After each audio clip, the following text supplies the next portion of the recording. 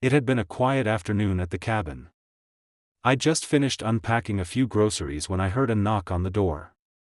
I opened it to find Karen, the ever-busy HOA president, standing there with her son, a bratty kid with an attitude bigger than his size. "Hey, Sheriff, I need to talk to you about something," Karen said, sounding all too familiar with her entitled tone. She was holding a clipboard, no surprise there. "My son, Timmy, came over earlier and said you refused to share your groceries with him." I frowned, trying to make sense of the situation. Timmy, a kid I barely knew, had barged into my cabin earlier, uninvited, while I was unloading the groceries from my truck. He had casually picked up a few items and demanded I give him some of them, as if he had a right to them. I told him no, Karen.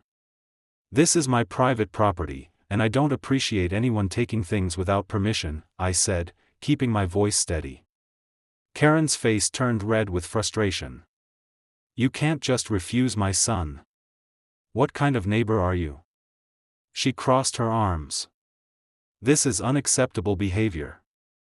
I was about to respond when I saw Timmy's smirk as he stood behind his mother, clearly enjoying the tension he had caused.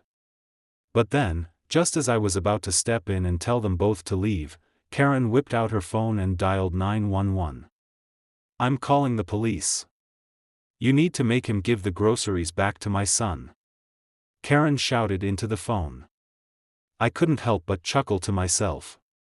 Little did Karen know, I wasn't just any random neighbor. I was the sheriff of this area. And I was about to show her that she had messed with the wrong person. As the 911 dispatcher answered, I stepped forward, revealing my sheriff's badge.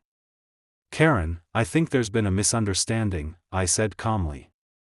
"I'm Sheriff Carter, and I'll be taking it from here." Karen's face drained of color as she stammered, realizing her mistake. The dispatcher on the other end of the line was silent for a moment before speaking up. "There's no need for police to intervene, ma'am. You can handle this issue with Sheriff Carter." Karen stood there, humiliated, while I turned to Timmy, who was still grinning. "Next time, teach your son some manners before he makes a fool of himself."